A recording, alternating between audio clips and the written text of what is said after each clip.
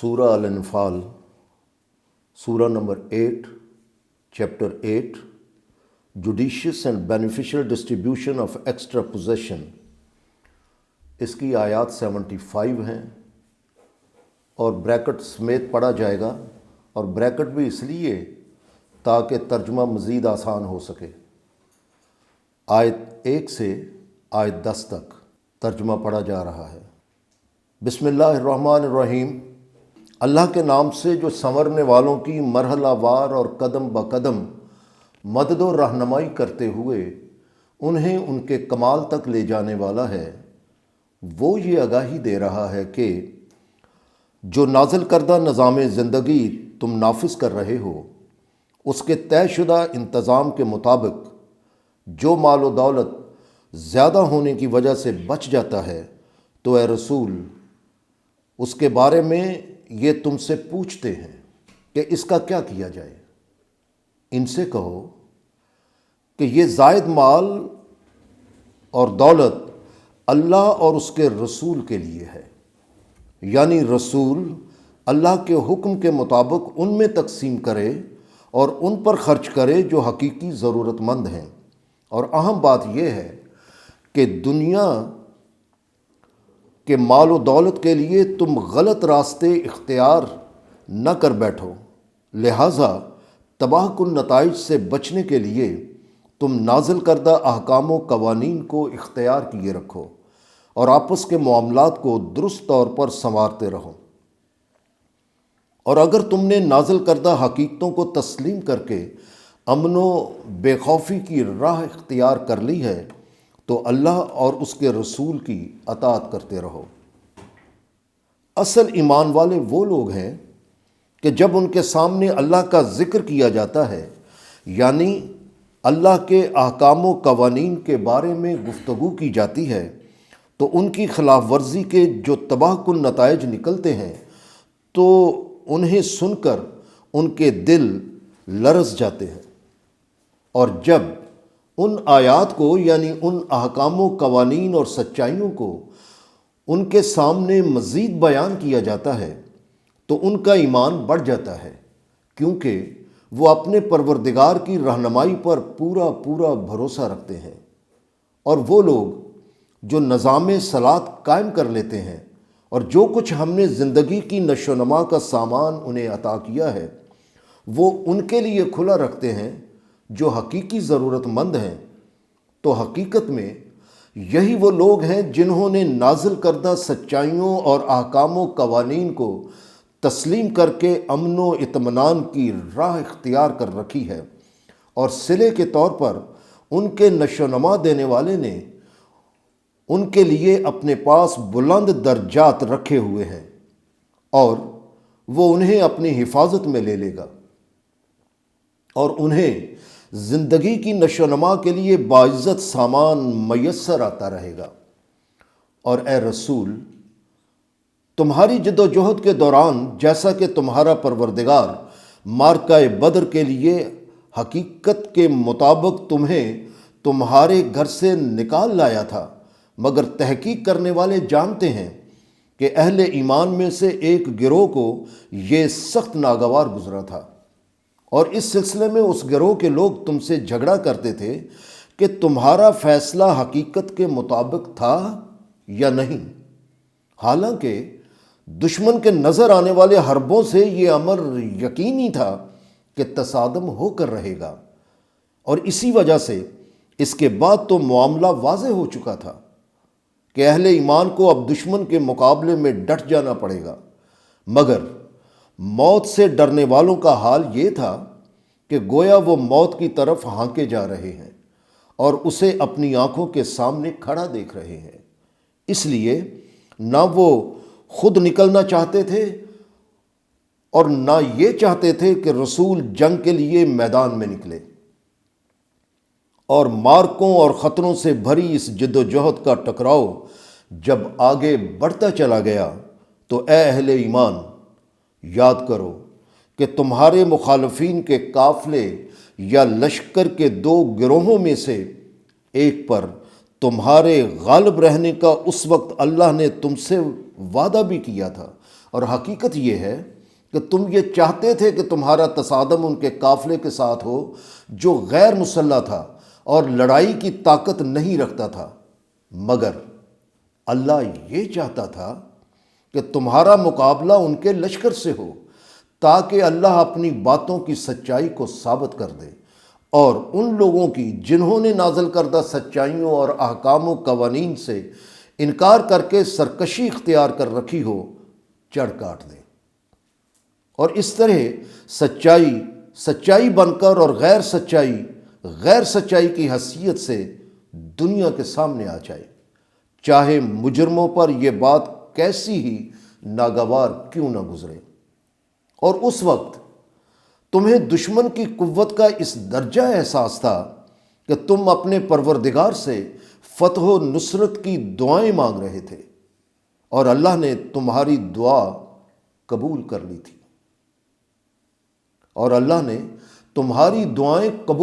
تھی، اور کہا تھا کہ اگر دشمن کا لشکر 1000 ہے تو گھبراؤ نہیں، کیونکہ میں تمہاری مدد 1000 فرشتوں سے کروں گا جو لگاتار آتے رہیں گے۔ اور اس مدد و رہنمائی کو تو اللہ نے صرف خوشخبری بنایا تھا، اور اس کا مقصد یہ تھا کہ اس سے تمہارے قلب اطمینان پکڑ جائیں۔ مگر یاد رکھو کہ کوئی نصرت و مدد ایسی نہیں جو اللہ کے سوا کسی کے پاس ہو، کیونکہ اس میں کوئی شک و شبے والی بات ہی نہیں کہ اللہ لامحدود غلبے کا مالک ہے اور حقائق کی باریکیوں کے پیش نظر درست اور نادرست کی اٹل حد مقرر کر کے فیصلے کرنے والا ہے۔ آیت 11 سے آیت 20 تک کا ترجمہ اب تسلسل سے پیش کیا جائے گا۔ اور اے اہل ایمان، اسے بھی مت فراموش کرو کہ تمہارے پاس دشمن کے مقابلے میں بہت کم طاقت ہونے کے باوجود اس نے اس وقت تم پر امن و سکون طاری کر دیا تھا اور تم پر آسمان سے پانی نازل کر دیا تھا تاکہ تم تر و تازہ و صاف پاک ہو جاؤ،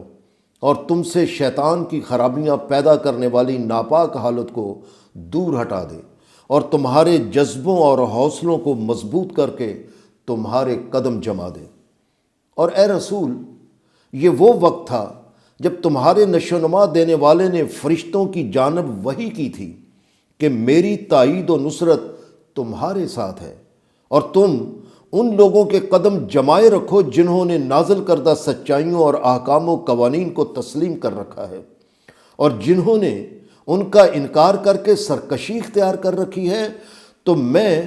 بہت جلد ان کے دلوں میں تمہارا رعب طاری کر دوں گا۔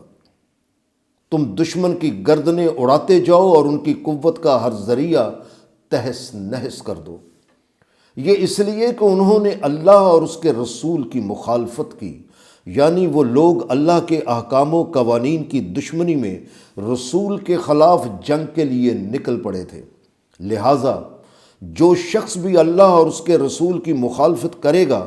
تو اس میں کوئی شک و شبہ والی بات ہی نہیں کہ اللہ اسے سخت سزا دے گا۔ ان سے کہا جائے گا کہ اللہ اور رسول سے مقابلہ کرنے والوں، تمہارے اعمال کی سزا یہ ہے، لہٰذا تم اس کا مزہ چکھو، اور اس میں بھی کوئی شک و شبے والی بات نہیں کہ ان لوگوں کے لیے جنہوں نے نازل کردہ سچائیوں اور احکام و قوانین سے انکار کر کے سرکشی اختیار کر رکھی ہے، آگ کا عذاب ہے۔ اس لیے اے اہل ایمان، جب کافروں سے تمہارا آمنا سامنا ہو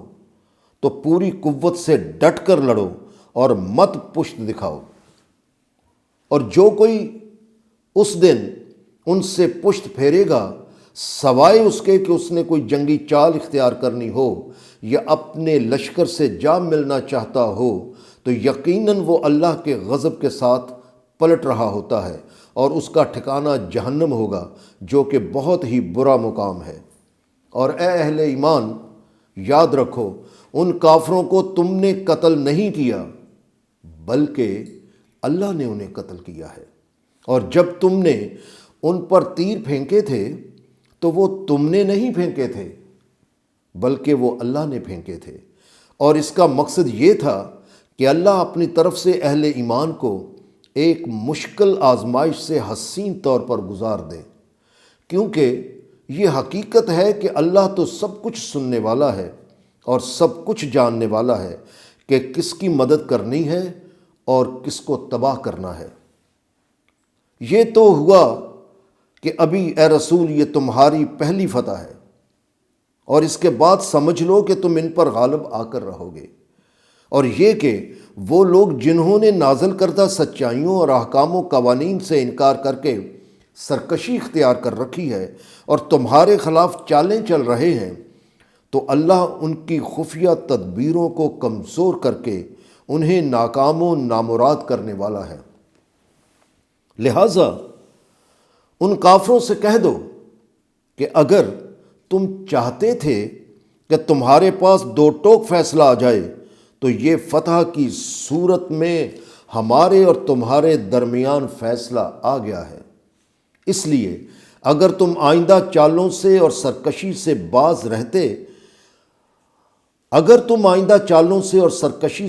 رہتے ہو تو وہ تمہارے ہی لیے بہتر ہے، اور اگر تم یہی کرو گے تو پھر ہم بھی یہی کریں گے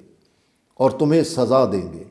اور تب تمہاری تعداد چاہے کتنی ہی زیادہ کیوں نہ ہو وہ ہرگز تمہارے کام نہ آ سکے گی، اور اس میں کوئی شک و شبے والی بات ہی نہیں کہ اللہ اہل ایمان کے ساتھ ہوتا ہے۔ چنانچہ اے وہ لوگو جنہوں نے نازل کردہ سچائیوں اور احکام و قوانین کو تسلیم کر کے امن و بے خوفی کی راہ اختیار کر لی ہے، تو تم اللہ اور اس کے رسول کی اطاعت کرو، یعنی تم اللہ کے احکام و قوانین کی پیروی کرو جنہیں رسول نے متشکل کیا۔ لہٰذا اس کا حکم سننے کے بعد اس سے مت منہ پھیرو بلکہ اس کے مطابق عمل کرو۔ آیت 21 سے آیت 30 تک کا ترجمہ اب تسلسل سے پیش کیا جائے گا۔ اور یاد رکھو کہ تم ان لوگوں جیسا نہ ہو جانا جو کہتے تو یہ ہیں کہ ہم نے احکام سن لیے، حالانکہ وہ نہیں سنتے، کیونکہ وہ نہ ان پر غور کرتے ہیں اور نہ انہیں سمجھنے کی کوشش کرتے ہیں۔ اسی لیے تم تحقیق کر کے دیکھ لو تو اسی نتیجے پر پہنچو گے کہ اللہ کے نزدیک یہ انسانی شکل میں بدترین قسم کے جانور ہیں، کیونکہ یہ بہرے اور گونگے بنے رہتے ہیں اور اپنی عقل سے کام ہی نہیں لیتے۔ چنانچہ اگر اللہ کو ان میں کسی بھی بھلائی کا پتہ چلتا تو وہ ضرور انہیں سننے کی توفیق دیتا تاکہ یہ سچائیوں کے مطابق عمل کر سکتے، مگر یہ لوگ تو سچائیوں کو سن کر بھی انسنا کر دیتے ہیں، اور اگر اللہ انہیں اپنے احکام سنا دے تو وہ ضرور پھر جائیں کیونکہ وہ سچائیوں سے منہ پھیر لینے والے ہیں۔ بہرحال اے اہل ایمان، جب اللہ اور اس کا رسول تمہیں اس بات کے لیے آوازیں دے جو تمہیں زندگی بخشنے والی ہو، یعنی اس آگاہی کی جانب بلائیں جو تباہیوں سے بچا لینے والی ہو، تو جواب دو کہ یہ لو ہم آ گئے۔ اور تمہیں علم ہونا چاہیے کہ آدمی اور اس کے قلب کے درمیان اللہ حائل ہے تاکہ انسان کو شیطان کی گمراہی اور تباہی سے بچایا جائے۔ اسی لیے انسان کو اپنے دل کی بجائے اللہ کی بات سننی چاہیے، کیونکہ تم اللہ ہی کی طرف اکٹھے کیے جاؤ گے جہاں تمہاری جواب دہی ہوگی۔ لہٰذا اس تباہ کن آزمائش کی تباہی سے بچنے کی تگ و دو کرو جو تم میں سے صرف ایسے لوگوں تک محدود نہیں رہے گی جو دوسروں کے حقوق کم کر کے یا ان سے انکار کر کے زیادتی و بے انصافی کرنے والے ہیں، بلکہ اس کی زد میں وہ لوگ بھی آئیں گے جنہوں نے اس ظلم کو روکنے کی کوشش نہ کی۔ اور تمہیں علم ہونا چاہیے کہ اللہ بڑی سخت سزا دینے والا ہے تاکہ ظلم کرنے والے، ظلم دیکھتے رہنے والے اپنے آپ کو درست کر لیں اور اللہ کے احکام و قوانین کے مطابق زندگی بسر کریں۔ اور اللہ کے نظام کی پیروی کے حسین نتائج کا اندازہ تم خود اپنی حالت سے لگاؤ کہ جب تم تعداد میں کم تھے اور قوت کے اعتبار سے بھی کمزور تھے، اور تمہیں یہی خطرہ رہتا تھا کہ مخالف انسان تمہیں اچک کر نہ لے جائیں، مگر اس وقت اس نے تمہیں اپنی مدد سے جائے پناہ مہیا کر دی اور تمہارے ہاتھ مضبوط کر دیے اور تمہیں خرابیاں نہ پیدا کرنے والی پاکیزہ و خوشگوار اشیاء میں سے زندگی کی نشو و نما کا سامان فراہم کیا تاکہ تم شکر گزار بن جاؤ، یعنی تم اپنی تمام صلاحیتوں کو بروئے کار لا کر اللہ سے اس کی احسان مندی کا اظہار کرو۔ چنانچہ اب جب کہ تم نے خود نتائج دیکھ لیے ہیں تو اے اہل ایمان، تم اللہ اور رسول سے نازل کردہ احکام و قوانین اور ان پر عمل کرنے کے سلسلے میں مت خیانت کرو، اور نہ ہی آپس کی امانتوں میں خیانت کرنا، کیونکہ تم جانتے ہو کہ ایسا کرنے کا نتیجہ کیا نکلتا ہے۔ اور تمہیں یہ بھی معلوم ہونا چاہیے کہ اللہ اور رسول کی آواز پر لبیک کہہ دینا آسان نہیں ہے، کیونکہ تمہارے اموال اور تمہاری اولاد تو تمہارے لیے سب سے بڑی آزمائش ہے، جن کی محبت تمہیں اس آواز پر لبیک کہنے سے روک سکتی ہے۔ مگر یاد رکھو کہ اللہ کے احکام پر عمل کرنے کا عظیم صلہ اللہ ہی کے پاس ہے۔ اس لیے اے اہل ایمان، اگر تم تباہ کن نتائج سے بچنے کے لیے اللہ کے احکام و قوانین اختیار کیے رکھو گے تو وہ تمہیں ایک امتیازی زندگی عطا کر دے گا اور تمہاری برائیاں تم سے دور کر کے تمہیں اپنی حفاظت میں لے لے گا، کیونکہ اللہ ہی بنیادی اور کشادہ فراوانیاں اور فضیلتیں عطا کرنے والا ہے۔ اور اے رسول، یاد کرو اس وقت کو جب کافر تمہارے خلاف خفیہ تدبیریں کر رہے تھے کہ تمہیں کسی جگہ بند کر رکھیں یا قتل کر ڈالیں یا جلا وطن کر دیں۔ یوں وہ اپنی چالیں تیار کرتے تھے، مگر اللہ اپنے پوشیدہ طریقوں سے کام لے رہا تھا، اور اللہ سب سے بہتر تدابیر کرنے والا ہے۔ سورہ الانفال آیت 31 سے 40 تک کا ترجمہ تسلسل سے پیش کیا جا رہا ہے۔ اور ان کا رویہ تو یہ ہے کہ جب ان کے سامنے نازل کردہ سچائیوں اور احکام و قوانین پیش کیے جاتے ہیں تو یہ کہہ دیتے ہیں کہ بے شک ہم نے انہیں سن لیا ہے، مگر ان میں کون سی خاص بات ہے، کیونکہ اگر ہم چاہیں تو ان جیسی آیات ہم خود بھی کہہ سکتے ہیں، اس لیے کہ ان میں اس کے سوا اور کیا ہے کہ یہ پہلے لوگوں کے قصے کہانیاں ہیں۔ اور اے رسول، اس بات کو بھی یاد کرو کہ جب انہوں نے کہا تھا کہ اگر یہ آیات واقعی ایک حقیقت ہیں اور اللہ ہی کی طرف سے ہیں تو پھر انتظار کس بات کا ہے؟ اللہ ہم پر آسمان سے پتھروں کی بارش برسا دے یا ہمیں کسی دردناک عذاب میں مبتلا کر دے۔ حالانکہ اے رسول، انہیں علم ہونا چاہیے کہ اس وقت تک اللہ ان پر عذاب نازل کرنے والا نہیں تھا جب تک تم ان میں موجود تھے، اور نہ اللہ کا یہ طریقہ ہے کہ لوگ اللہ کی حفاظت مانگنے کے لیے آگے بڑھ رہے ہوں تو وہ ان پر عذاب لے آئے، کیونکہ یہ تو اس بات کی دلیل ہوتی ہے کہ لوگ اہل ایمان میں شامل ہو رہے ہیں۔ لیکن اب کیوں نہ انہیں سزا دی جائے جبکہ وہ کعبے کے لیے راستے ہی بند کر رہے ہیں، جسے ہم نے واجب الاحترام قرار دے رکھا ہے۔ اس لیے یہ قطعاً اس قابل نہیں رہے کہ انہیں کعبہ کا سرپرست رہنے دیا جائے۔ اس کے سرپرست صرف وہی لوگ ہو سکتے ہیں جو تباہ کن نتائج سے بچنے کے لیے اللہ کے احکام و قوانین کو اختیار کیے رکھتے ہیں۔ حالانکہ یہ بھی حقیقت ہے کہ انسانوں کی اکثریت تو یہ بھی نہیں جانتی کہ کعبہ کا مقصد کیا ہے، اور کعبہ کا سرپرست ہونا تو ایک طرف، ان کے لیے نظام صلاۃ کا مقصد اس کے سوا کچھ نہیں رہ گیا کہ بیت اللہ کے پاس سیٹیاں بجائیں اور تالیاں پیٹیں۔ یہ تو سراسر صلاۃ کی حقیقت کے ہی خلاف ہے۔ لہٰذا ان سے کہہ دیا جائے گا کہ اب تم اس وجہ سے عذاب کا مزہ چکھو کہ تم نازل کردہ حقیقتوں کو جھٹلا کر سرکشی اختیار کر لیا کرتے تھے۔ اگر تم تحقیق کر کے دیکھ لو تو اسی نتیجے پر پہنچو گے کہ ان لوگوں کا اللہ اور رسول کے خلاف جنگ کرنے کا ایک طریقہ یہ ہے کہ یہ کافر لوگ اپنے مال و ذرائع کو اللہ کی راہ سے روکنے کے لیے کھلا رکھتے ہیں۔ لہٰذا ابھی وہ اسے ایسے ہی خرچ کرتے رہیں گے، مگر آخر کار ان کے یہ طریقے انہی کے لیے پچھتاوے بن کر رہ جائیں گے، کیونکہ وہ مغلوب کر دیے جائیں گے، اور جن لوگوں نے کفر اختیار کر لیا ہے انہیں اکٹھا کر کے جہنم کی طرف لے جایا جائے گا۔ اور اللہ کا یہ طریقہ اس لیے ہے تاکہ اللہ خبیث کو طیب سے، یعنی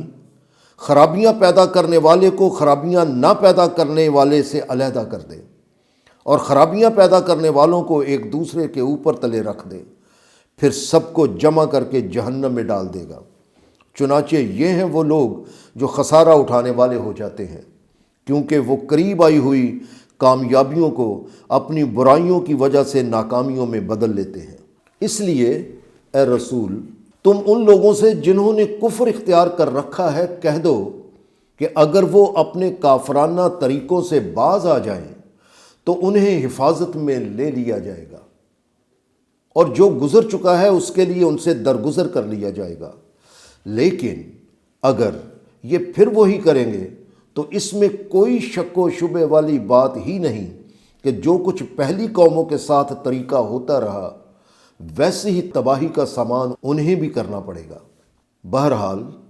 جب تک یہ اپنی حرکتوں اور تصادم سے باز نہیں آتے تو تم بھی ان کے خلاف جنگ جاری رکھو، یہاں تک کہ یہ فتنہ یعنی یہ خون ریز آزمائش نہ رہ جائے، اور سارے کا سارا نظام زندگی ایسا ہو جائے جیسا حکم اللہ نے دیا ہے۔ پھر اگر وہ باز آ جائیں تو یہ ان کے لیے ہی بہتر ہے۔ ویسے بھی یہ حقیقت ہے کہ وہ جو کام بھی کر رہے ہیں وہ اللہ کی نگاہ میں ہے، اور اگر یہ اپنے معاہدے سے پھر جاتے ہیں تو گھبرانے کی ضرورت نہیں، کیونکہ تم جانتے ہو کہ یقیناً اللہ ہی تمہارا ولی ہے، اور تم یہ بھی جانتے ہو کہ اللہ کس قدر اچھا ساتھی اور اچھا مددگار ہے۔ سورہ الانفال آیت 41 سے آیت 50 تک۔ اور جنگ کے سلسلے میں یاد رکھو کہ تمہاری جنگ بے عدلی قائم کرنے کے لیے یا مال لوٹنے کے لیے نہیں ہونی چاہیے، بلکہ جنگ میں ہاتھ آیا ہوا مال عدل و احسان کی بنیاد پر تقسیم کیا جانا چاہیے۔ چنانچہ تم اس کا علم حاصل کر لو کہ میدان جنگ میں فتح کے بعد جو مال غنیمت بھی ملے گا اس میں سے 5واں حصہ اللہ اور رسول کا ہے، یعنی یہ حصہ اللہ کے دین کو مستحکم رکھنے کے لیے اسلامی ریاست کا ہوگا، کیونکہ رسول ہی اسلامی ریاست کی مرکزی اتھارٹی ہیں، اور باقی جن میں تقسیم ہوگا وہ اس طرح ہے کہ میدان جنگ میں جانے والوں اور کام آ جانے والوں کے اقربا کے لیے، اور یتیموں یعنی بے یار و مددگار اور تنہا رہ جانے والوں کے لیے، اور ان کے لیے جن کا چلتا ہوا کاروبار رک گیا ہو یا جو کسی حادثے یا بیماری کی وجہ سے کام کاج کے کامل نہ رہے ہوں، اور ان مسافروں کے لیے جو مدد کے محتاج ہوں۔ اگرچہ ہاتھ آیا ہوا مال اس طرح تقسیم کرنے کے لیے پیش کر دینا مشکل ہے، لیکن اگر تم اللہ پر ایمان رکھتے ہو اور ان احکام و قوانین پر جو ہم نے اپنے بندے یعنی محمد پر اس دن نازل کیے تھے جب دو لشکر ایک دوسرے کے مقابل آئے تھے اور حق و باطل نکھر کر سامنے آ گیا تھا، تو تمہارے لیے ایسا کرنا مشکل نہیں ہوگا۔ اور یاد رکھو کہ اللہ نے ہر شے کی مناسبت کے پیمانے مقرر کر رکھے ہیں، اس لیے اس طرح مال غنیمت کو تقسیم کیے جانے سے تمہیں کسی قسم کا نقصان نہیں ہوگا۔ بہرحال غزوہ بدر کا وہ وقت یاد کرو جب تم وادی کے اس جانب تھے اور دشمن دوسری جانب پڑاؤ ڈالے ہوئے تھا، اور قافلہ تم سے نچلی طرف سے گزر رہا تھا، اور وہ سمندر کے کنارے کنارے نکل گیا تھا۔ اگر تم نے آپس میں ہی فیصلہ کرنا ہوتا کہ جنگ کی جائے یا نہ کی جائے تو تمہارا اس سلسلے میں ضرور اختلاف ہو جاتا، کیونکہ کچھ دشمن کی کثرت سے خائف تھے اور کچھ قافلہ لوٹنا چاہتے تھے، لیکن اللہ کے حکم کا تقاضا یہ تھا کہ تمہارا ٹکراؤ دشمن کے لشکر سے ہی ہو، تاکہ جو بات ہو کر رہنی ہے اس کا فیصلہ ہو جائے، اور یہ بھی کہ اسلام اور جاہلیت میں سے جسے ہلاک ہونا ہے وہ دلیل روشن کے ساتھ ہلاک ہو، اور جسے زندہ رہنا ہے وہ بھی دلیل روشن کے ساتھ زندہ رہے، کیونکہ یہ حقیقت ہے کہ اللہ سب کچھ سننے والا اور سب کچھ جاننے والا ہے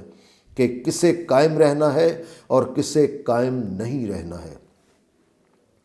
اور اے رسول، جنگ شروع ہونے سے پہلے کا وہ وقت یاد کرو جب اللہ نے تمہارے دشمن کو تمہارے خواب میں تھوڑی تعداد میں کر کے دکھایا تھا، یعنی یہ کہ اگرچہ دشمن تعداد میں زیادہ ہوگا مگر ان میں وہ ارادہ بہت کم ہوگا جس سے جنگ لڑی جاتی ہے، اور اگر کہیں وہ تمہیں ان کی تعداد زیادہ دکھاتا تو ضرور تم لوگ ہمت ہار جاتے اور لڑائی کے معاملہ میں جھگڑا شروع کر دیتے، لیکن اللہ ہی نے اس سے تمہیں بچا لیا، کیونکہ یہ بھی حقیقت ہے کہ اللہ سینوں میں یعنی احساسات میں ابھرنے والی ہر بات سے واقف ہے۔ لیکن ذرا غور کرو کہ جب تم دونوں فریق ایک دوسرے کے آمنے سامنے آئے تو اللہ نے ایسا کیا تھا کہ تمہاری نظروں میں دشمن کو کم کر کے دکھا دیا، کیونکہ تمہارے دلوں میں ایمان کی قوت مستحکم ہو چکی تھی، اور ان کی نگاہوں میں تمہیں تھوڑا کر کے دکھایا، کیونکہ تعداد میں تم تھے ہی تھوڑے۔ اس سے وہ طاقت کے نشے میں بدمست ہو کر وہ والا توازن کھو بیٹھے جو جنگ کرنے کے لیے لازم ہوتا ہے۔ یہ سب کچھ اللہ نے اس لیے کیا تاکہ جو کام ہونا تھا وہ مکمل ہو جائے، یعنی اس مرحلے سے گزر کر اہل ایمان ایک واضح قوت کی حیثیت سے اپنی مرکزیت اور اجتماعیت مستحکم کر لیں اور جنگ اور دشمن کی تعداد کے خوف سے آزاد ہو جائیں۔ اور یہ بھی یاد رکھو کہ آخر کار سارے معاملات اللہ ہی کی طرف پھیرے جاتے ہیں، اس لیے ہر ایک کو جواب دہی کے لیے تیار رہنا چاہیے۔ اب ذرا اس راز پر غور کرو جس سے بڑا لشکر چھوٹا نظر آتا ہے اور چھوٹی جماعت بڑی جماعت پر غالب آ جاتی ہے۔ تو اس سلسلے میں اے لوگو جو ایمان لائے ہو، تو جب کسی گروہ سے تمہارا مقابلہ ہو تو ثابت قدم رہو اور اللہ کو کثرت سے یاد کرو، اور اگر تم ایسا کرو گے تو پھر تمہیں یقینی کامیابی ہوگی۔ اور اللہ اور اس کے رسول کی اطاعت کرو، مگر ایسا نہ ہو کہ تم آپس میں ہی لڑنے لگ جاؤ، اس طرح تمہارے اندر ہی کمزوری پیدا ہو جائے گی اور تمہاری قوت منتشر ہو جائے گی۔ اس لیے یکجان ہو کر ثابت قدمی سے ڈٹ جاؤ، کیونکہ اس میں کوئی شک و شبے والی بات ہی نہیں کہ اللہ کی تائید و نصرت ان کے ساتھ ہوتی ہے جو ثابت قدمی سے ڈٹ جانے والے ہوتے ہیں۔ اور یاد رکھو کہ تم کہیں ایسے لوگوں جیسا نہ ہو جانا جو اپنے گھروں سے اتراتے ہوئے اور انسانوں کو اپنی شان دکھاتے ہوئے نکلے، اور مقصد یہ تھا کہ لوگوں کو اللہ کے احکام کی جانب سے روک دیا جائے،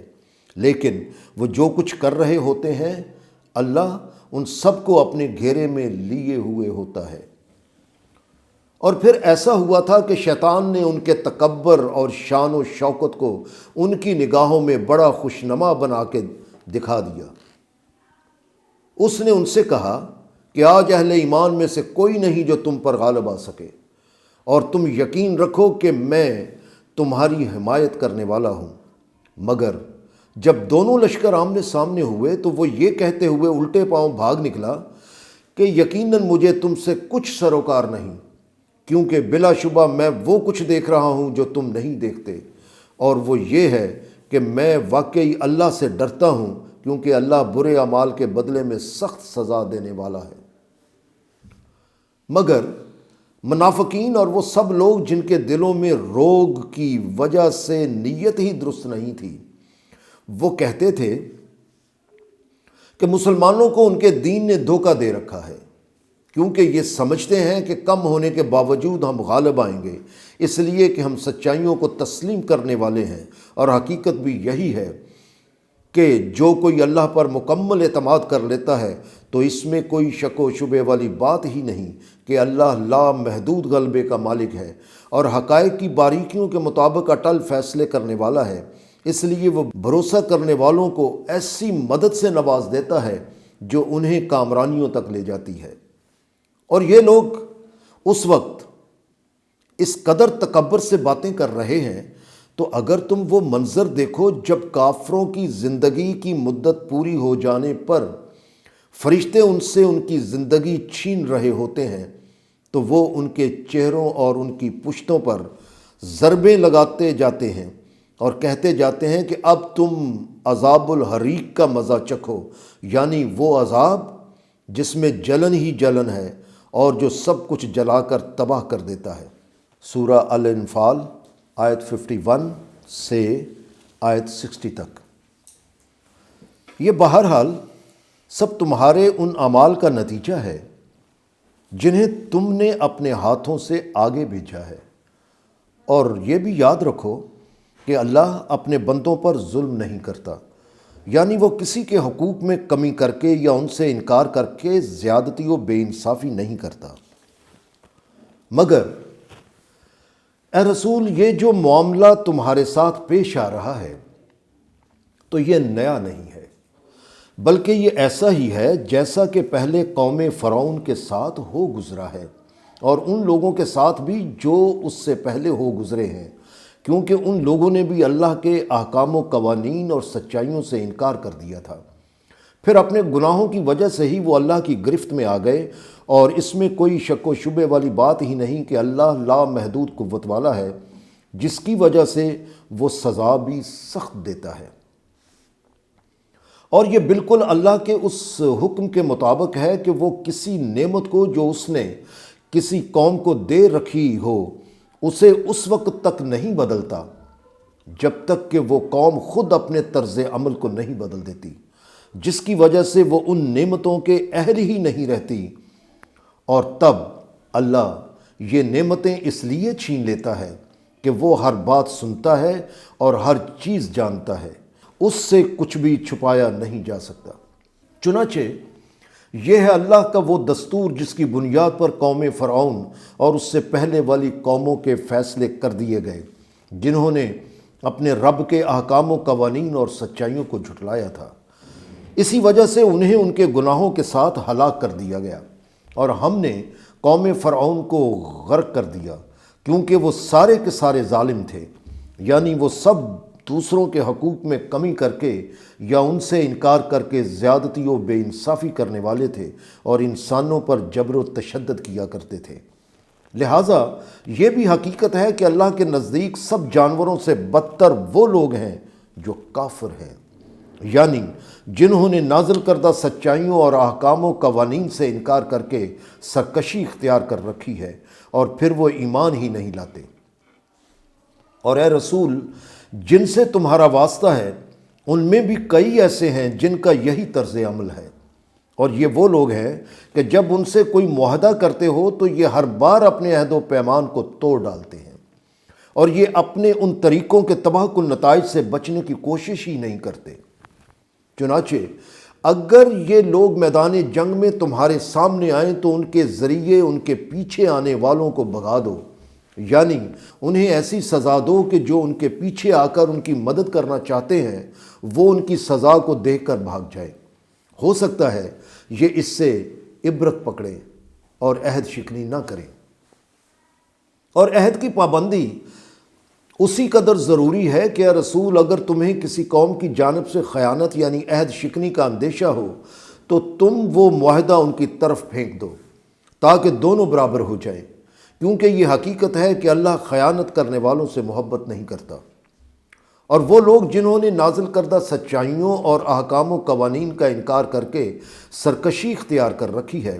تو وہ اپنی کسی برتری سے یہ نہ سمجھ بیٹھیں کہ وہ سبقت لے گئے، کیونکہ یہ حقیقت ہے کہ وہ اللہ کو بے بس کر ہی نہیں سکتے۔ لہٰذا دشمن کے مقابلے کے لیے تیاری جاری رکھو، اور جس قدر ممکن ہو سکے اپنی قوت اور تیز ترین حرکت کے پختہ انتظام سے اللہ کے دشمنوں اور اپنے دشمنوں کو، اور انہیں بھی جنہیں تم نہیں جانتے مگر اللہ جانتا ہے، ان سب کو خوف زدہ کر کے رکھو، اور اللہ کے اس راستے کے استحکام کے لیے تم جو کچھ بھی خرچ کرو گے وہ تمہیں پورا پورا واپس مل جائے گا، اور تمہارے حقوق میں کوئی زیادتی و بے انصافی نہیں کی جائے گی۔ سورہ الانفال آیت 61 سے 75 تک۔ اور اگر وہ یعنی دشمن صلح کی طرف مائل ہو تو تم بھی اس کے لیے آمادہ ہو جاؤ اور اللہ پر مکمل اعتماد کر لو، کیونکہ یہ حقیقت ہے کہ اللہ ہر بات سنتا ہے اور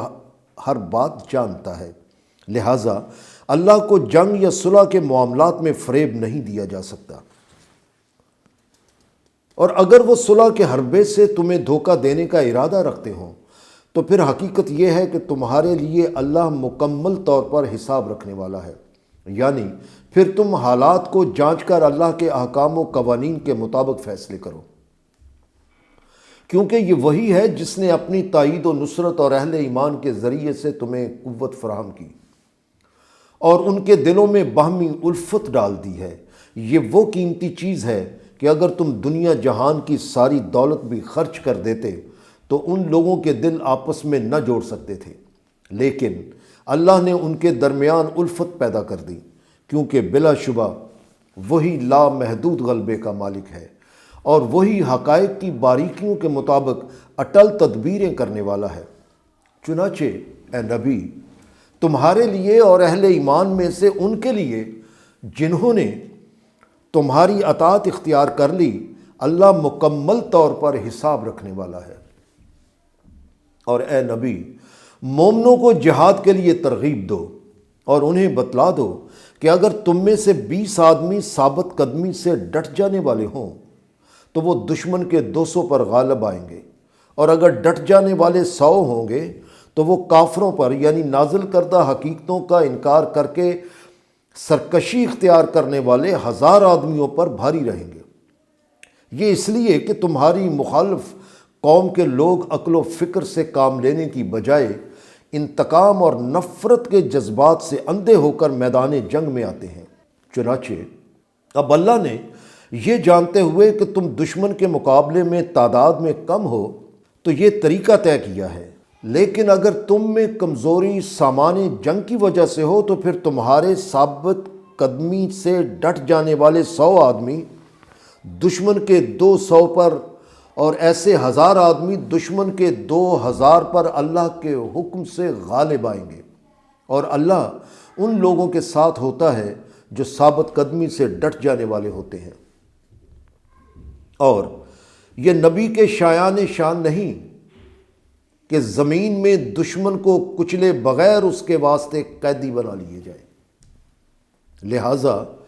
اے اہل ایمان، تم لوگ ابھی نبی کے نسب العین کو اچھی طرح سمجھے نہیں ہو۔ اس کا کام غنیمتوں اور فدیوں سے خزانے بھرنا نہیں، بلکہ کفر کی طاقت ختم کرنا اور اللہ کے احکام کو قائم کرنا ہے، مگر تم لوگ دنیا کے مال و اسباب حاصل کرنے کا ارادہ رکھتے ہو، جبکہ اللہ آخرت میں تمہیں اجر عظیم دینے کا ارادہ رکھتا ہے۔ اور یاد رکھو کہ اللہ لامحدود غلبے کا مالک ہے اور حقائق کی باریکیوں کے مطابق اٹل فیصلے کرنے والا ہے۔ بہرحال اگر اللہ کی صفات میں اس طرح کی کوتاہیوں کو معاف کر دینا نہ لکھا گیا ہوتا تو جو کچھ تم نے قیدیوں کی رہائی کے بدلے میں فدیہ لیا تھا اس کی پاداش میں تم کو بڑی سزا دی جاتی۔ البتہ یہ مال غنیمت جو تم نے فتح کے بعد حاصل کیا ہے، اسے حلال و پاکیزہ سمجھ کر اپنے کام میں لاؤ، مگر تباہ کن نتائج سے بچنے کے لیے اللہ کے احکام و قوانین اختیار کیے رکھو۔ یہ حقیقت ہے کہ درست راستہ اختیار کرنے والوں کو اللہ حفاظت میں لے لینے والا ہے اور سنورنے والوں کی قدم بہ قدم مدد و رہنمائی کرتے ہوئے انہیں ان کے کمال تک لے جانے والا ہے۔ اور اے نبی، ان قیدیوں سے جو تمہاری گرفت میں آ چکے ہیں کہہ دو کہ اگر اللہ نے دیکھا کہ تمہارے دلوں میں خیر سگالی کے جذبات موجود ہیں تو جو کچھ تم سے لیا گیا ہے تمہیں اس سے بہتر واپس دے دیا جائے گا، اور تمہاری ہر طرح سے حفاظت کی جائے گی، کیونکہ اللہ حفاظت میں لے لینے والا ہے اور سنورنے والوں کی قدم بہ قدم مدد و رہنمائی کرتے ہوئے انہیں ان کے کمال تک لے جانے والا ہے۔ لیکن اگر ان کے ارادے تم سے عہد شکنی کے ہوں تو یقیناً اس سے پہلے وہ اللہ سے بھی عہد شکنی کر چکے ہیں۔ چنانچہ اس کی سزا اللہ نے انہیں دی کہ وہ تمہارے قابو میں آ گئے، کیونکہ اللہ تو ہر بات کو جانتا ہے اور وہ حقائق کی باریکیوں کے مطابق اٹل فیصلے کرنے والا ہے۔ لیکن اللہ کے نازل کردہ نظام زندگی کے لیے جد و جہد کے معاملات میں جنگی قیدیوں کی نیتوں کا حال تو ایک طرف، خود اہل ایمان کی اپنی مکمل اطاعت بھی اہمیت رکھتی ہے۔ لہٰذا یہ بھی حقیقت ہے کہ جن لوگوں نے نازل کردہ حقیقتوں کو تسلیم کر کے اطمینان و بے خوفی کی راہ اختیار کر لی اور اللہ کے احکام کی خاطر گھر بار تک چھوڑ دیا اور اپنے مال و دولت کو نثار کرتے ہوئے اور جانوں کی بازی لگاتے ہوئے جہاد میں شامل ہو گئے، اور جن لوگوں نے ہجرت کرنے والوں کو جگہ دی اور ان کی مدد کی تو وہی ایک دوسرے کے ولی ہیں۔ لیکن جو لوگ ایمان لے آئے لیکن انہوں نے ساتھی ایمان والوں کی حمایت میں وطن نہ چھوڑا اور مخالفین کے ساتھ رہنا گوارا کر لیا، تو اس وقت تک ان کی سرپرستی کرنے کی تمہاری ذمہ داری نہیں ہے جب تک کہ وہ ہجرت کر کے تمہارے ساتھ نہ آ ملیں۔ البتہ اگر وہ دین کے معاملہ میں تم سے کوئی مدد مانگیں تو تم پر ان کی مدد واجب ہے، بشرطے کہ یہ مدد کسی ایسی قوم کے خلاف نہ ہو جس کے ساتھ تمہارا معاہدہ ہو چکا ہے۔ مگر یاد رکھو، جو کچھ بھی تم کرتے ہو وہ ہر عمل اللہ کی نگاہ میں ہے۔ اور غور کرو کہ ایک طرف اہل ایمان ایک دوسرے کے ولی یعنی سرپرست ہیں، اور دوسری طرف اہل کفر ایک دوسرے کے ولی ہیں۔ چنانچہ اے اہل ایمان، اگر تم وہ کچھ نہ کرو گے جس کا حکم تمہیں دے دیا گیا ہے کہ دشمن کے مقابلے میں ڈٹ جاؤ اور اسے کچل کے رکھ دو، تو یہ لوگ تباہ کن آزمائش میں ڈال دیں گے اور بڑے پیمانے پر زمین میں امن و اطمینان پیدا کرنے والے ذرائع اور حالات کو تباہ کر کے انسانوں کی مسرتیں چھین لیں گے۔ اور ایک دفعہ پھر سن لو کہ جو لوگ ایمان لائے اور انہوں نے اللہ کی خاطر ہجرت کی اور اللہ کی راہ میں جہاد کیا، یعنی اللہ کی نازل کردہ مستقل اقدار کو قائم کرنے کے لیے جہاد کیا، اور جن لوگوں نے اللہ کی راہ میں ہجرت کرنے والوں کو جگہ دی اور مدد کی، تو حقیقت میں یہی لوگ مومن ہیں، اور انہی کی خاطر اللہ کی حفاظت ہے اور زندگی کی نشو و نما کا ایسا سامان ہے جو انہیں عزت و عظمت سے میسر آئے گا۔ اور جو لوگ بعد میں ایمان لائے اور انہوں نے اللہ کی خاطر ہجرت کی اور تمہارے ساتھ مل کر جہاد کیا، تو وہ بھی تم میں ہی شامل ہیں۔ یہ سب اس برادری کے افراد ہیں جو ایمان کی بنیادوں پر بنتی ہے۔ لیکن جہاں وراثت یا ایسے معاملات کا تعلق ہے تو اللہ کی کتاب یعنی اللہ کے نظام حیات کے حوالے سے ماں کی کوکھ سے پیدا ہونے والے ایک دوسرے کے زیادہ حقدار ہیں، کیونکہ یہ حقیقت ہے کہ اللہ ہر شے کا علم رکھنے والا ہے، اس لیے اس کے دیے گئے ضابطے ناقابل تردید ہیں۔ سورہ الانفال چیپٹر 8 سورہ نمبر 8 کا مکمل ترجمہ پیش کر دیا گیا۔